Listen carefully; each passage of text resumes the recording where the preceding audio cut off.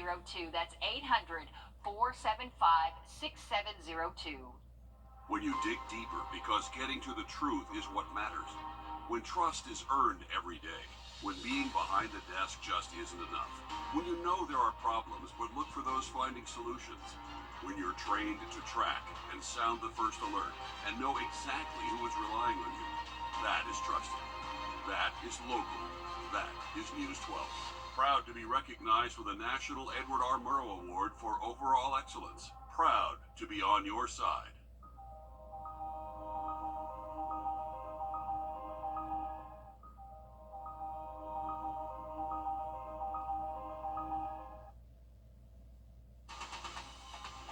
Live from Augusta, you're watching News 12 at 6 o'clock.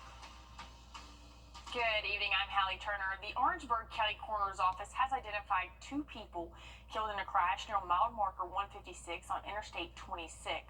Officials say 63-year-old Jeffrey Good and 59-year-old Roger Goodman both died at the scene of yesterday's crash. All of this stemming from when a Honda CRV overcorrected and went through the median, hitting a van head-on. Both the victims who died were drivers of those vehicles, and 3 other cars were hit by debris from the crash. And the Richmond County Coroner's Office says a man is dead after being shot this morning at a home east of Hepzibah. The Sheriff's Office says they responded just before 2:30 this morning near a home on Forest Road. They responded to a call of gunshots and one person being hit. 43-year-old Micah Smith was identified as the victim. His death is being investigated as a homicide, and an autopsy has been scheduled. The South Carolina Highway Patrol says 2 people are dead after a crash in McCormick County last night. Officials say it happened on US 221 near Oak Hill Drive and the Light of Life Community Church. The driver of the Mustang lost control and crossed the center line, hitting a minivan head-on. According to troopers, the minivan had 6 people in it, and deputies say the driver of the Mustang was the only person in the car, and they are okay. Appalachia High School students returned to class on Tuesday following the mass shooting on September 4th inside the school, where the gunman killed 2 students and 2 teachers and injuring 9 others. There will be counselors, therapy dogs, and more law enforcement on campus. Open house events start tomorrow for teachers and students are starting with half days for nearly 2 weeks. Then after fall break, the school is expected to return to a full-time schedule on October 14th. And here at home, Texas Roadhouse is hosting a Dine to Donate to help raise money to donate to Appalachia High School. Georgia locations will donate proceeds from tomorrow to the school. And authorities in Birmingham, Alabama are searching for multiple suspects after 4 people were killed and more than a dozen were injured in a mass shooting in the city's busy nightlife district late yesterday. Police say they are investigating with the ATF and the FBI. A 5-alarm fire broke out this morning in Baltimore, damaging several buildings, including a restaurant downtown. At least 200 firefighters responded as the fire quickly grew in size and strength. Officials were able to contain the fire and no injuries were reported, but the city's metro rail line is shut down in the area. At this time, we believe we have upwards of 5 commercial properties that are involved, as well as 1 residency occupancy. We believe we have apartments over top of one of the businesses. Now, at this time, the cause of the fire has not been determined. And federal agents boarded a container ship managed by the same company as the ship that crashed into the Francine Scott Key Bridge earlier this year. It is unclear if the search has anything to do with the crash that happened in March, but it comes just days after the Justice Department filed a lawsuit against the company saying it was negligent and acted recklessly leading up to the crash. The government is trying to recover $100 million it spent cleaning up debris from the crash that killed 6 people. And California police are looking for 3 people who attacked workers at a pizza restaurant after an argument over a pride flag. Police are investigating it as a hate crime. They say it happened when a man picked up a delivery order and noticed a pride flag. Then he threw it to the ground. When employees confronted the man, they say he used a homophobic slur and then left. Then returned shortly with 2 people and a fight broke out. It was because he had a problem with the pride flag that was on the register. And so the worker was like standing up for the, for the pride flag. I was kind of scared too, because like you never know like if someone has a gun or if someone has weapons or anything. So that was also something that was like in the back of my head while it was all happening. One of the employees was taken to the hospital with a facial injury, and the suspects got away from the business before officers could arrive. Well, today was the first official day of fall, but it did not feel like it here across the CSRA. At Bushfield, we reached 96, and that actually was not the highest temperature, or didn't break any records, I should say. We hit 97 back in 2022, and so we didn't break any records, but man, it was hot outdoors today. I know a lot of people were out at Arts in the Heart. Great afternoon for it. We still have a great evening in store as well. We're going to be cooling off, hopefully after, well, we will be after sunset right now. We're sitting in those upper 80s, lower 90s across the CSRA, so a very warm afternoon for us. But if you have any evening plans, should still be pretty comfortable. There's not going to be any rain chances, so that's the good news there. Maybe a little bit of cloud cover as we head into our evening, but again, after sunset, we'll be dropping off into those 70s and then lower 70s by around midnight, and we'll see possibly those upper 60s for the overnight lows, but we are still in this summer pattern, expecting to see high temperatures in those 80s and 90s again tomorrow. Thanks, Emily. U.S. Senator John Ossoff is looking to help renters who hope to own their own home one day. Currently, if you pay your rent late, your credit score goes down. But if you pay it early or on time, your credit score doesn't go up and there is no benefit. He says he's working on the Access to Ownership Act, and it would require landlords who receive federal funding to report on-time payments to credit bureaus. Home ownership is just out of reach for too many families. We want to help people build credit so that they can become homeowners, so they can access bank loans, so that they can achieve their dreams. Now, late last night and this weekend, the Aquinas Film and Arts Festival has been going on in Aiken. We're going to pop that right on the screen in just a second, so we can show you. There it is right there. In partnership with the Aiken Equine Rescue, the Mustang Summit is working to bring awareness to the uses of Mustang horses. Festival leaders say it brought a lot of out-of-town visitors to the area who were able to learn just how useful Mustangs can be. They work with veterans. They work with all different kinds of equine-assisted therapy programs, youth in crisis, kids going through the foster care system. It goes on and on how amazing these horses are with prisoners, with the general public. Now, they had 3 trainers there from South Carolina, and Aiken Equine Rescue says they're actually rebuilding their rescue barn back this year after it burned down from a fire years ago. 3 teens were struck by lightning and live to tell the story. We'll hear from them in just a moment. Answers to your legal questions live. News 12 Law Call every Sunday night, hosted by Neil Gordon, with help from personal injury attorney Vic Hawk, with more than 30 years of trial experience, and the lawyers of the Hawk Law Group, with millions of dollars won for their clients, and offices all across the CSRA. Plus, insight from guest attorneys across Georgia and South Carolina. Go where the CSRA goes for legal answers. News 12 Law Call every Sunday night at 11:30. Ready? It's We have the hustle and we have the muscle. Call us. The odds of being struck by lightning are less than 1 in a million. Almost 90% of those who were struck by lightning survive. Those are statistics 3 Bismarck, North Dakota teens know all too well. The boys were all struck by lightning while out hunting just a few weeks ago. Jody Kurzman has their story. This video Poles are bent. shows what's left of Kason Schwartz, goose blind. Pole sticking through the door. That blind was struck by lightning. So was Kason and his buddies, Brady Podorowski and Keaston Kreklaw. Cone shape to the west. The weather was starting to get bad, and that was just a big bright light, and boom, right next to us. And we all just fell, and I woke up first, and I saw the other 2 guys laying on the ground. All I remember is just hearing a loud boom, and then I wake up, and my gun was laying in front of me. I remember like a big flash of light, and then my ears ringing super loud. There is a lot they don't remember, I don't know how that happened. including how long they were passed out.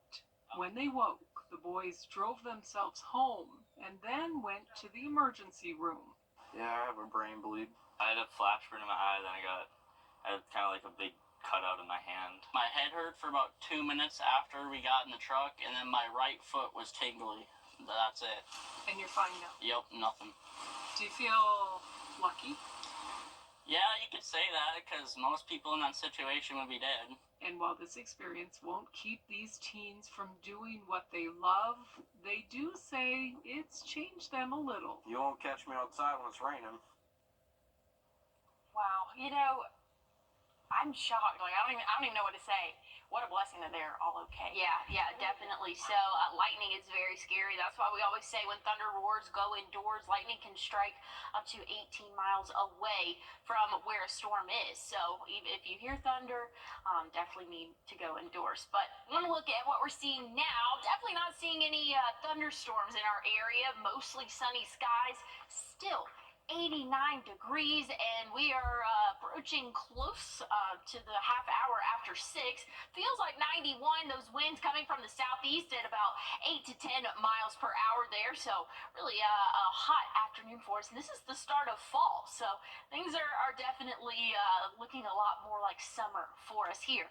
And we have a few pop-up showers across our area. But like I said, here in Augusta, we are really looking dry. Most of us are dry right now, but there are a few of those isolated showers. Now looking down in the Caribbean, we're seeing some energy starting to brew. This is not an organized system, but is expected to become an organized system over the next really couple of days. And here's kind of what that is expected to look like. Check out the timestamp here. I'm starting this at around 8 p.m. Wednesday, so we can see a little bit more organization going on here in the Gulf of Mexico as that tracks northward, expecting to have a tropical system. Now, I can't say if it's going to be a tropical storm or a hurricane. We'll definitely just have to see what happens once it forms, and it's going to be making landfall, I would say, somewhere in Florida. As of right now, most of the models are tracking to the Big Bend of Florida, so we can expect to see some rainfall here in the CSRA as this continues to track northward for us. So that's what we can expect to see by the end of the week. Really, Thursday, going to see rainfall,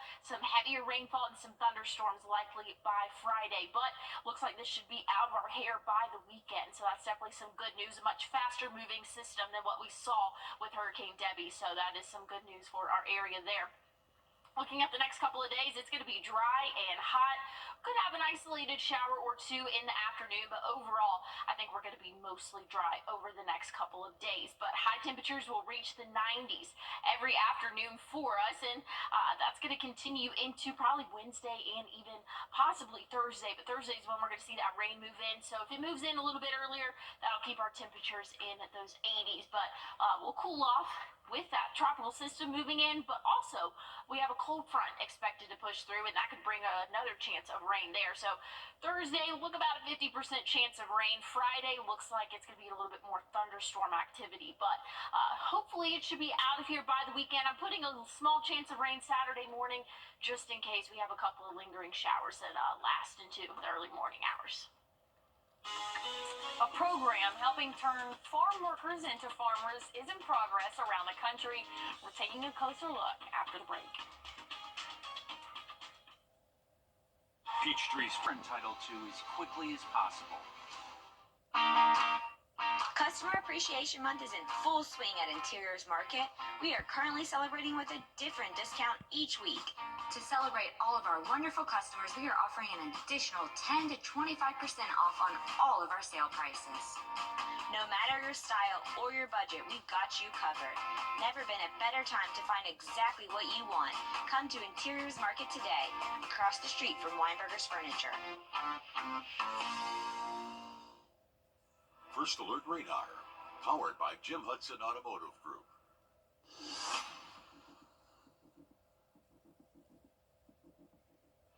First Alert Radar, powered by Jim Hudson Automotive Group. On today's weekend feature, we take a look at an innovative program that is helping America's farm workers become farm owners. In California, one former farm worker has his own 6-acre farm thanks to a nonprofit focused on giving those who work the land new opportunities. Len Ramirez has the story. Sunrise in the Salinas Valley, and Espiriton Santos has already been at work for 4 hours harvesting his zucchini. You have to see which one qualifies. This one is the extra fancy. You look, it's looking good. He works like this every day, Sundays and holidays included. You don't have any Sundays. You don't have any like family events. But he isn't working that hard for just anyone. For the first time in his life, he's his own boss. I'm coming for looking for the American dream. This one's good. Santos is the owner of La Bisnaga Organic Farms. It's small, just 6.5 acres outside of Salinas. But its neat rows of zucchini, broccolini, celery, and green beans are well tended, productive, and bursting with color. Santos works the land himself and often hires his father and mother and sister and brother to help him harvest. The family immigrated from Mexico when Santos was just 15. They started with nothing, often working on large corporation farms like this one by day and sleeping on bare floors in a rented room at night. But all that changed when he found a program to help fledgling farmers. After working the strawberry fields for almost 6 years, I found ALBA. Someone told me about ALBA. ALBA is the Agriculture Land-Based Training Association, which has its roots in President Johnson's War on Poverty from the 1960s. It's evolved into a public and privately funded organic farm incubator with classrooms, equipment, and acres of prime land, which it leases to farm workers who dream of something bigger. Our goal is not to grow vegetables, really. It's to grow farmers. And help create a pipeline for Nathan Harkleroad is ALBA's education program director. As you probably know, farmers are aging out in California and across the country, and we need new folks to fill their boots. And in our experience, farm workers are a great pool of talent to do that. They usually come from farming backgrounds in Mexico, and they've been learning on the job in California, working in the ag industry, and they have the work ethic and the drive and are willing to make the sacrifice to get a business off the ground. Santos enrolled in the program 3 years ago and took English classes at night. ALBA taught him organic farming, business planning, marketing, and food safety regulations. When I started the courses, okay, I see my future, and when they give me the land, I couldn't even believe that I have half an acre, starting my small business, being my own owner, and like, as you can see, right now I'm so happy that ALBA helped me with my dream. In the Salinas Valley, California, Len Ramirez, CBS News. Now, farmers must exit the ALBA program after 5 years. Santos Farm is now a certified organic farm, and his goal is to have a 50-acre ranch of his own. And Falcons owner Arthur Blank is going to the team's Ring of Honor this evening. Blank purchased the Falcons in 2002, and he's made massive contributions on and off the field ever since. He'll be the 13th member of the Ring of Honor. And the Atlanta Braves are still fighting for a playoff spot coming up in sports. Joseph Doring tells you what you need to know right for that to happen.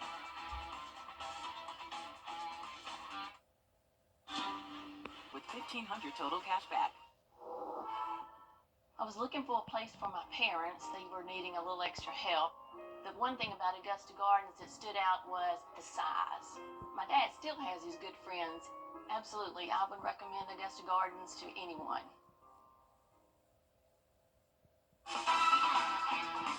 On your sideline.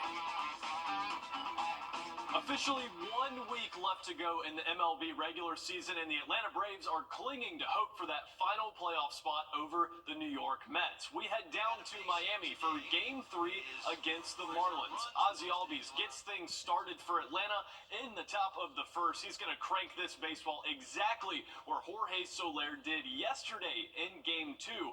Top of the fifth we go. Braves are going to be down a run. Money Mike drills one down the first baseline to bring home Orlando Arcia. All tied up again in the seventh, and it's Soler with a ground ball that takes a few generous Atlanta bounces. Miami not able to pick it up before Harris crosses home plate. The Braves bullpen does the rest, and that would be all she wrote on this one. Atlanta gets it done 5-4 and also wins the series. If the Mets lose tonight on Sunday Night Baseball, the Braves will be just 1 game back with New York coming to town on Tuesday night. In the WNBA, current Las Vegas Aces center and former South Carolina Gamecock A'ja Wilson continues to add to her historic season and career. This morning, Wilson became just the second player in WNBA history to be named a unanimous MVP. This comes just a week after she became the first player in WNBA history to break 1,000 points in a single season. Wilson helped lead the Gamecocks to a national championship back in 2017.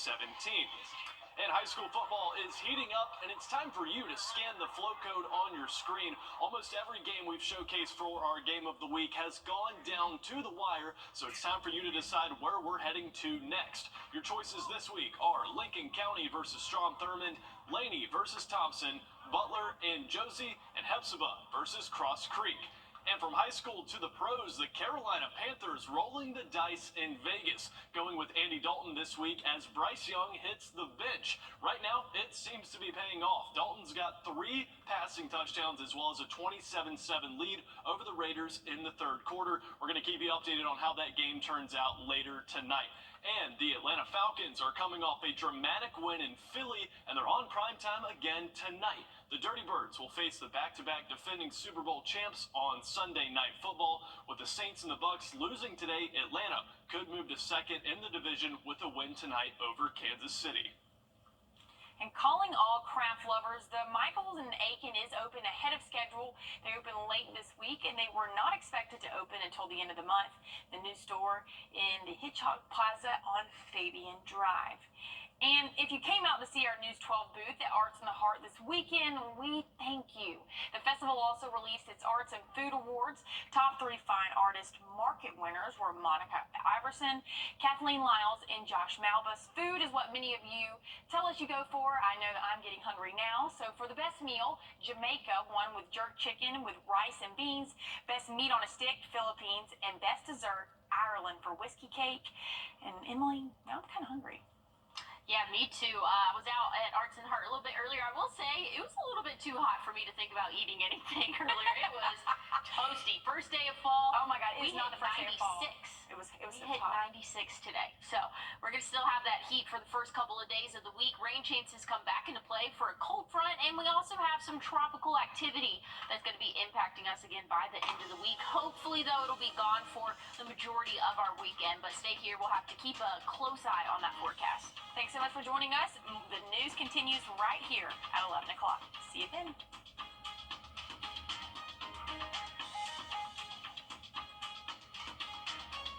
Water, mold.